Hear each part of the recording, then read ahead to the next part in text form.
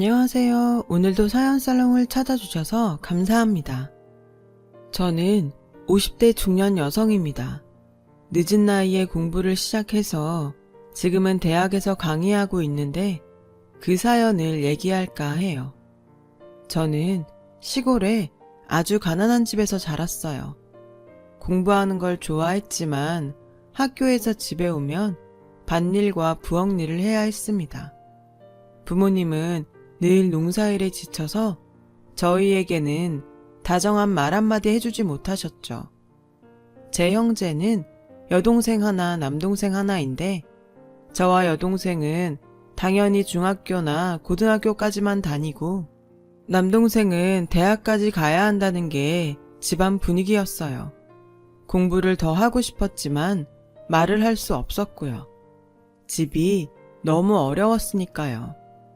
제가 중학교 2학년 때 엄마가 일을 하시다가 허리를 크게 다쳐서 한동안 누워 지내셔야 했고, 그때 아버지는 일방적으로 저를 학교에서 자퇴시키고 본격적으로 일을 하라고 하셨죠. 저는 한마디 반항도 못하고 시키는 대로 했어요.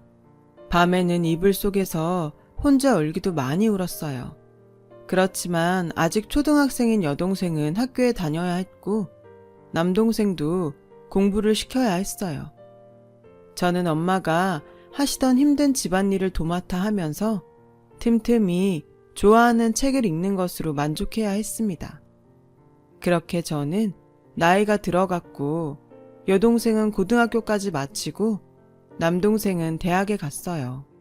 그래도 지방도시에서는 알아주는 대학이라 괜히 제가 대학에 간 것처럼 뿌듯하고 기분 좋더군요.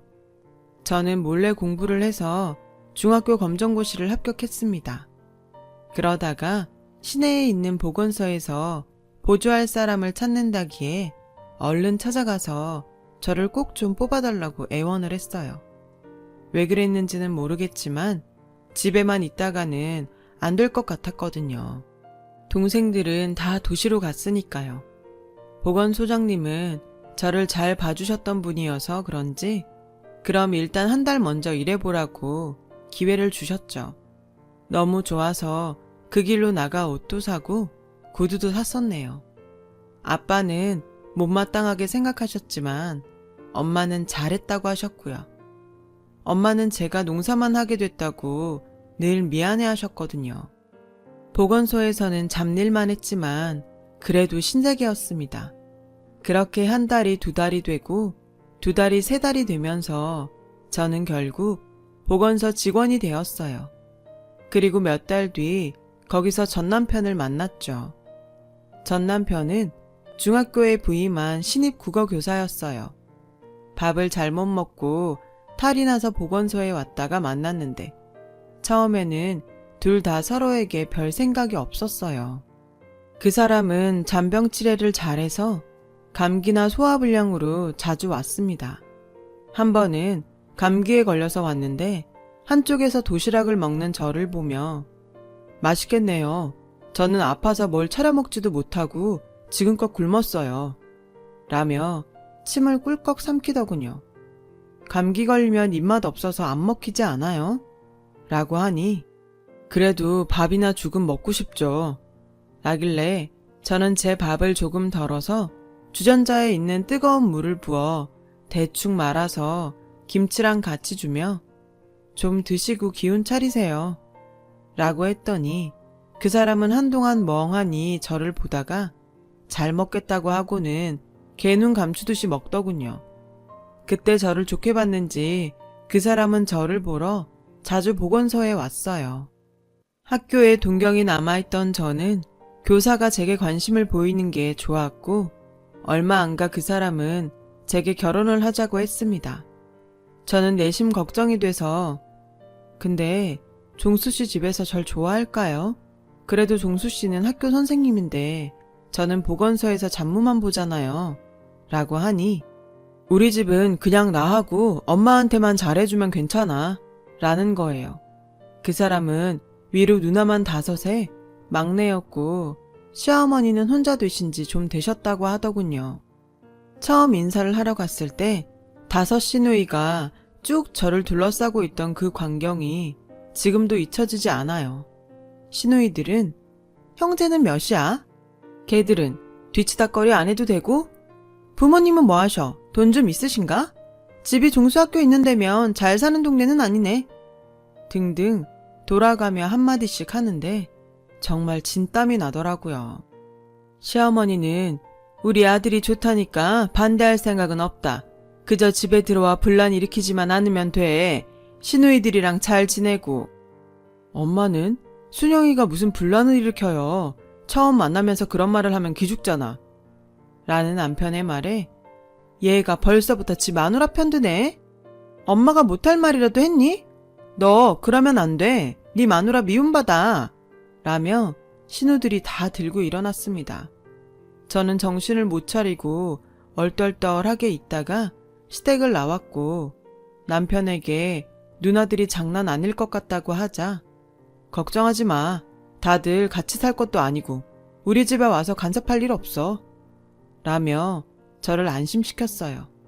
그렇게 결혼 이야기가 착착 진행이 됐습니다. 엄마는 제가 좋은 신랑 얻었다고 좋아했고 아버지는 남편보다 제가 많이 기운다고 걱정은 했지만 그래도 싫지 않으신지 동네에다 선생사위 본다며 자랑을 하셨죠. 그리고 결혼식 날이 되었어요. 그날 신우들이 어찌나 시끄러웠는지 정말 잊을 수 없는 결혼식이었습니다. 안사돈, 우리 종수 갈 때마다 씨암탉은 기본으로 해주셔야 돼요. 우리 손님들 밥이 모자란데 거기 사돈댁 자리 가서 먹어도 되죠? 음식이 뭐 이래? 사돈 솜씨 별로네? 저도 질리고 저희 엄마, 동생들도 질려있는데 아버지만 손님들과 술을 드시며 신이 나 있었어요. 신우들이 난장을 치고 다니는 가운데 시어머니는 딸들을 말리지도 않으시고 묵묵히 식사만 하시더군요. 당연히 할 수 있는 걸 한다는 태도였죠. 그렇게 시누이들이 몰려다니며 시끄럽게 군 결혼식이 겨우 끝나고 저와 남편은 짧게 신혼여행을 다녀와 시댁에서 신혼생활을 시작했어요. 학교가 먼 남편은 출퇴근 때문에 주말에만 오기로 했고요. 저는 남편 없이 시댁 생활에 적응하는데 엄청 고생했죠. 시어머니는 새벽 4시에 저를 깨우셨고 그때부터 집안일을 해야 했습니다. 집안일이야 어릴 때부터 해오던 거니까 익숙했지만 문제는 양이었어요. 시어머니는 초장에 며느리 기를 들이려고 하신 건지 옷장 아주 깊숙한 데 있던 것까지 다 꺼내서 빨래를 시키셨고요. 어머니, 이건 옷이 다 해져서 못 입을 것 같은데요. 그냥 버릴까요? 넌 시키면 시키는 대로 하지 무슨 말이 그렇게 많니? 이제 막 결혼한 새댁이 따박따박 시어머니한테 못 배운 집이라 그런가 아주 애가 엉망이네. 아휴. 시어머니는 혀를 끌끌 차시며 싫은 티를 확 내시더군요. 그리고는 저를 째려보며 빨리 해. 점심때 니네 신우들 밥 해 먹여야지. 라며 소리를 쳐서 형님들 집에 안 가셨어요? 그럼 하나밖에 없는 올케가 결혼하고 첫밥도 안 차려주고 다들 돌려보내려고 한 거냐? 이런 못 배워먹은? 아무튼 모자란 애 들어와서 내 입만 아프게 생겼네. 얼른 그것부터 해놔. 시장 가서 장도 봐야 된다. 시어머니는 첫날부터 말끝마다 못 배웠다는 말로 저를 타박하셨어요. 저는 너무 서러웠지만 처음이니 시어머니와 잘 지내야겠다는 마음으로 꾹 참으며 시키는 일을 다 했죠. 그리고 아침 10시도 안 돼서 신우들이 하나 둘 오기 시작하더라고요. 신우들은 빨래가 안 끝나서 쩔쩔 매고 있는 저한테 와서 우리 엄마 잘 모셔야 돼. 허투루 하면 가만 안 둬. 라며 협박인지 뭔지 알 수 없는 말들을 했고 점심에 직접 밀전병을 밀어서 만든 구절판을 먹고 싶다며 당장 만들어 내라는 거였습니다. 어머니, 형님들이 구절판 먹고 싶다고 하시는데요. 그걸 나한테 말하면 구절판이 나한테서 나오니? 그러니까 장 보러 가야 된다고 얼른 하랬잖아. 애가 미련한 거야, 굶뜬 거야. 라며 핀잔하셨고 그 말을 들은 신우들은 킥킥대며 웃고 있었어요. 저는 눈물이 나오려는 걸 꾹 참으며 시장에 가야 했죠. 남편 오는 날만 생각하면서 음식을 만드느라 신우들이 뭘 하는지는 신경 쓸 틈도 없었습니다. 정신없이 음식을 만들고 차리고 치우고 나니 밥때는 훌쩍 지났고 저는 아무것도 먹지 못한 상태였지만 너무 피곤해서 방에 들어갔는데 정말 놀랐어요. 저희 방 가구 위치가 다 바뀌어 있었고 벽에 걸어놓은 결혼사진은 없어지고 그 자리에 시부모님 젊은 시절 사진이 떡하니 걸려있더군요. 너무 기가 막혀서 말도 안 나오는데 막내 신우가 문을 열고 들여다보며 니넨 방이 그게 뭐니? 우리가 다시 정돈하느라 아주 기운 다 빠졌다. 옥수수 좀 삶아봐. 네가 밥을 얼마나 조금 했는지 간에 기별도 안 간다. 라더니 시부모님 사진을 가리키며 항상 잘 기억하라고 알았지? 하고 문을 닫았습니다. 신우들은 일주일 내내 저한테 너, 야는 기본이었고 모든 걸 간섭하며 시부모한테 잘하라고 다그쳤어요. 드디어 주말이 돼서 남편이 돌아왔어요. 저는 그간 있었던 일을 남편에게 투정하듯 다 말했습니다. 그래도 남편은 제 편이 되어주겠지라고 생각했으니까요. 하지만 남편은 아무 반응이 없었어요. 오히려 뭘 그런 걸 가지고 그러냐는 투였죠. 이제 처음 살림 시작하니까 누나들도 걱정이 된 거지. 그리고 나도 방은 처음보다 지금이 나은 것 같아. 라며 대수롭지 않게 말하는데 정말 실망스러웠어요. 시어머니는 남편이 있을 때에는 제게 잘했습니다. 심한 말도 하지 않으셨죠. 하지만 남편이 학교로 돌아가고 나면 못 배워서 그렇다며 어쩌다가 너같이 무식한 애가 우리 집에 들어왔냐고 구박을 했어요. 매일 숨이 막히는 것 같았죠. 신우들은 제 신혼방을 아무 때나 쳐들어왔고요. 또 어찌나 많이들 먹는지 끝도 없이 상을 차려내느라 하루가 다 갔어요. 제 결혼식만 끝나면 다들 돌아갈 거라고 했는데 막내 신우는 아예 집으로 들어왔고 다른 신우들도 하루가 멀다 하고 왔죠. 얼마 지나지 않아 신우들은 자기들 집 빨래까지 가져와서 저더러 빨라고 하더군요. 형님들 빨래는 형님들 집에서 해서 말려야죠. 이것까지 제가 어떻게 해요. 안 그래도 집안일이 얼마나 많은데요. 라고 했더니 막내 신우가 득달같이 시어머니를 부르더군요. 시어머니는 저에게 중학교도 검정고시로 나와서 잡일이라 하던 애가 학교 선생 만나서 결혼했으면 이 정도는 각오했어야지. 네가 우리 종수 꼬실 때는 아주 땡 잡았다 그랬지? 우리 그렇게 호락호락하지 않아. 네가 우리 종수보다 한참 못 배웠는데 뭐든 두말 없이 해야 되는 거 아니니? 시어머니와 시누이들은 저의 열등감을 아프게 찌르며 저를 무력하게 만들었어요. 저도 제가 남편보다 뒤떨어진다는 인식이 있었기 때문에 그 말에 선뜻 대꾸를 할 수가 없었고요. 그렇게 저 혼자 꾹 참으며 시간이 지났어요. 시댁은 제사가 1년에 10번도 넘게 있더군요. 거의 매달 제사상을 차리는 게 보통 힘든 일이 아니었어요. 신우들은 제사 때마다 한 덩어리가 되어 몰려와서 이것저것 간섭했고 조금만 마음에 안 들면 제가 시어머니를 잘 모시지 못한다며 화를 냈어요. 야, 너 따위가 뭔데 감히 우리 집안을 우습게 보고 이런 상을 내온 거야. 생선이 이게 뭐야? 가서 다시 사와. 그러면서 돈 한 푼도 주지 않았죠. 남편은 제사가 평일에 있을 때에는 밤 늦게 와서 제사를 지내고 다음날 일찍 가곤 했어요. 저는 제사가 끝나고 다 치운 후에 남편에게 형님들이 너무하는 것 같다고 했죠. 시어머니도 남편만 없으면 저한테 심하게 한다고 결혼 후 처음 이야기한 거였어요. 그러나 남편은 저를 한심하다는 듯 보며 그런 식으로 우리 식구 나쁜 사람 만들어서 당신이 얻는 게 뭐야? 누나들은 당신이 이제 새댁이니까 일 잘 못할까봐 그러는 거지. 나쁜 뜻이 있어서 그런 것도 아닌데 뭘 그렇게 사사건건 기분 나쁘게 받아들여?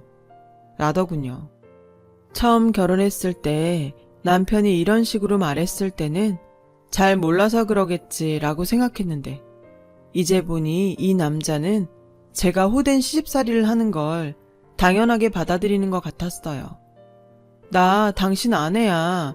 당신이 내 사정 몰라주면 누가 알아줘? 나 어릴 때부터 집안일에서 웬만한 건 다 잘해. 이제 형님들도 그거 알 만큼 시간 지났잖아. 그런데 아직도 이러는 게 난 너무 힘들어.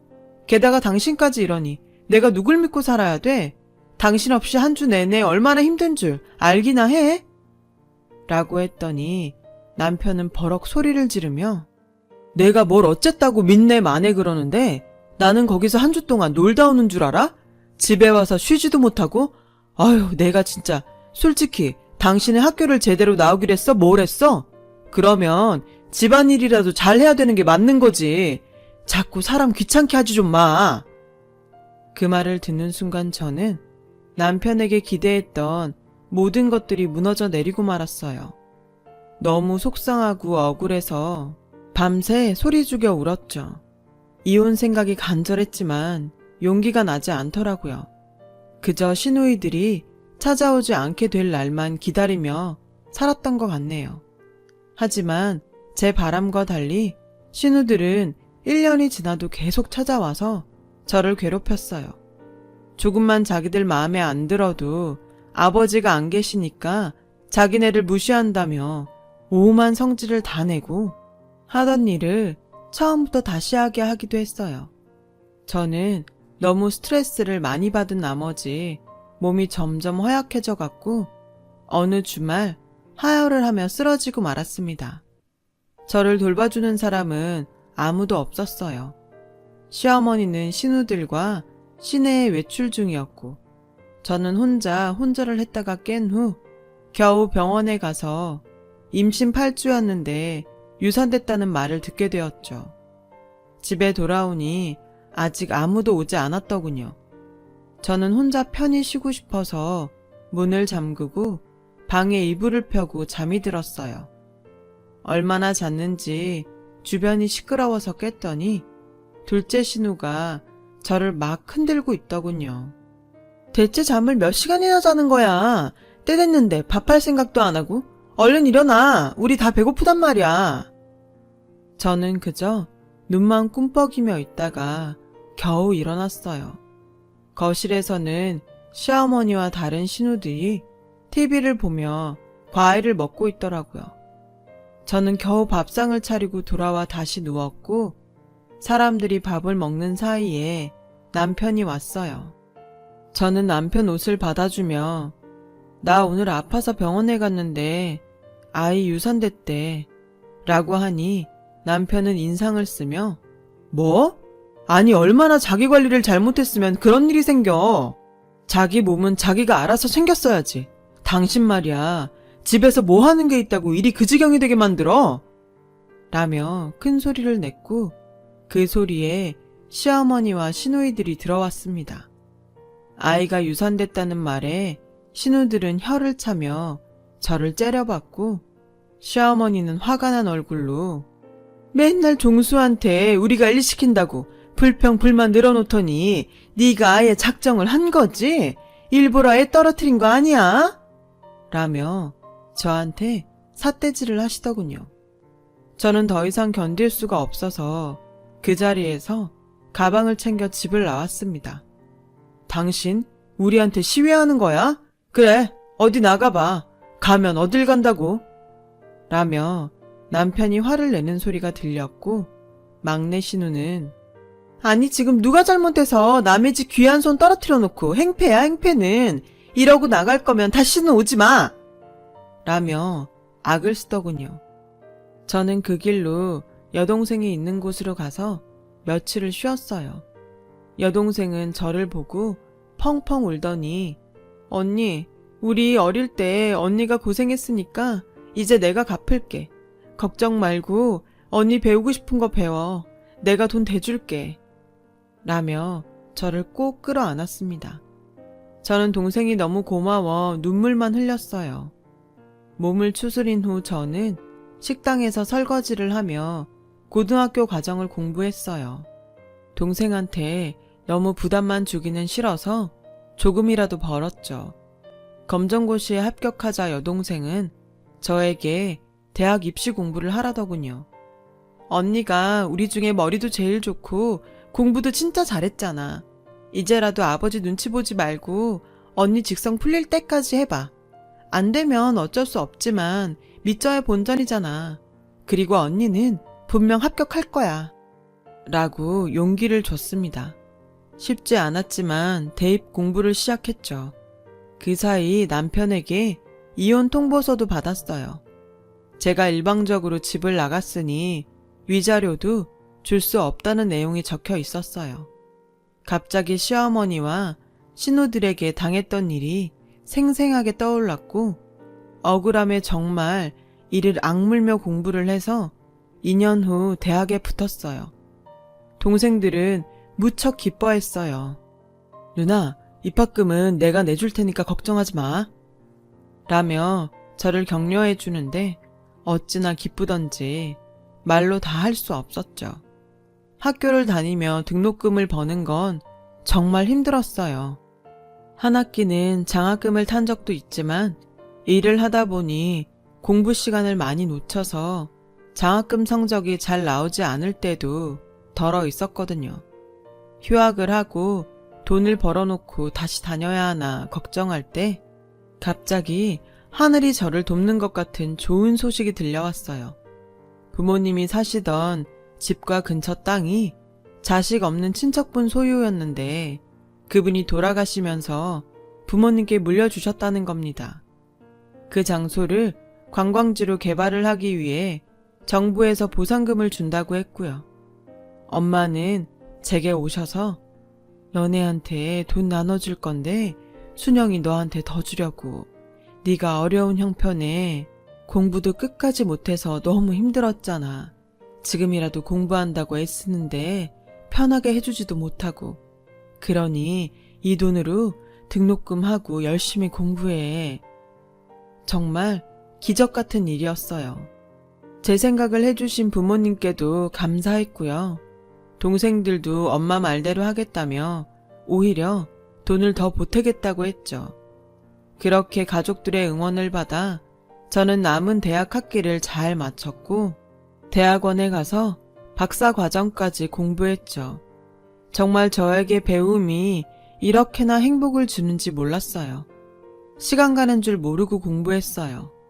그래도 힘든 날이면 시댁에서 못 배운 주제라며 저를 깎아내리던 모습이 떠올라 정말 더 열심히 했어요. 덕분에 저는 박사 학위를 받고 대학에서 강사를 하다가 조교수가 되었죠. 그렇게 시간이 흘러 대학원 입시 처리되었고 저는 석사과정 면접에 들어가게 됐습니다. 그런데 입시 서류에 아주 낯익은 사람이 있더군요. 제 전남편이었어요.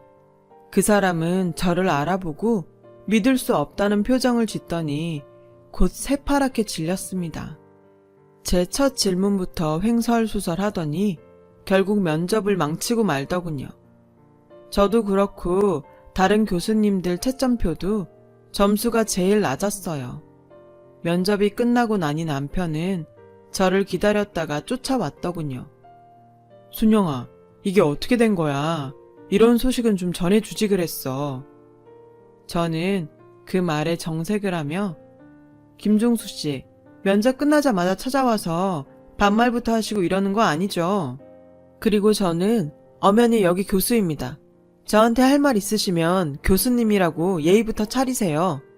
라고 하자 남편은 당황해서 아니, 그게 제가 그러려던 게 아니고 죄송합니다 교수님 하며 쩔쩔맸습니다. 남편은 저와 이혼하고 몇 년 후 부잣집 여자와 재혼을 했는데 여잣집에서 남편을 너무 무시하고 인정해주지 않아서 경영학 석사 과정을 밟으려고 왔다더군요. 외국 유학 갈 실력은 되지 않아서 국내 대학에 왔다고요. 국내 대학은 되게 만만하신가 본데 성적은 그럴 처지가 아닌 것 같던데요. 저는 차갑게 말하고 돌아섰고 남편은 집에 가서 제 얘기를 했는지 다음날 둘째와 막내 신우가 학교를 찾아왔습니다. 울케, 여기 이러고 있으면 당연히 우리 종수 되겠어. 이게 다 인연이 있는 거네. 안 그래? 조용히 하세요. 여기가 당신들 안방인 줄 알아요? 저는 제 연구실에 찾아와 호들갑을 떠는 신우들에게 소리를 질렀고 신우들은 금세 조용해졌습니다. 제가 왜 댁들 올케입니까? 저는 완전히 남입니다. 자꾸 이런 식으로 댁들 동생 뽑아라 말아라 하면 신고할 겁니다. 라고 하니 두 사람은 어쩔 수 없이 돌아가더군요. 나중에는 시어머니와 다른 신우들까지 저를 찾아와서 싹싹 빌었어요. 어떻게든 네가 우리 종수 합격하게 해주면 안 되겠니? 내가 정말 잘못했어. 다 내 잘못이다. 미안하다. 그래 올케 이런 사람 아니었잖아. 우리 종수 귀한 독자야. 네가 어떻게 좀 해봐. 할머니, 못 배우셔서 뭘 잘 모르시나 본데요. 대학원 시험이란 게 시장에서 나물 가격 흥정하는 게 아니에요. 아줌마들도 때만 쓰면 다 되는 줄 알고 사셨죠?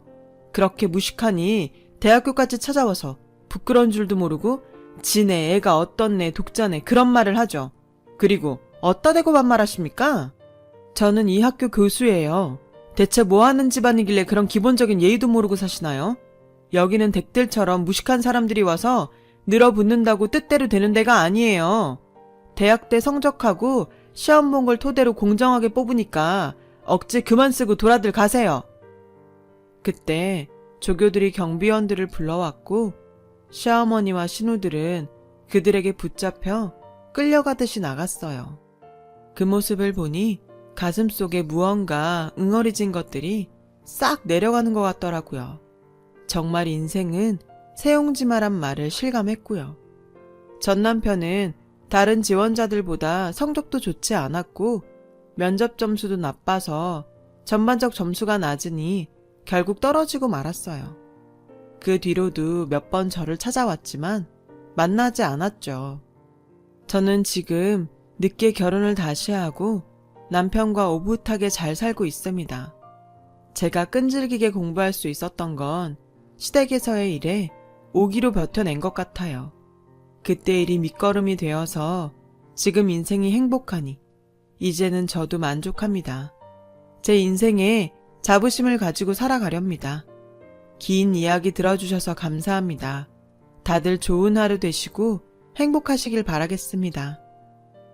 여러분, 사연 댓글에 응원과 현명한 조언 부탁드려요. 좋아요와 구독은 저에게 큰 힘이 됩니다. 오늘도 좋은 일 가득하세요.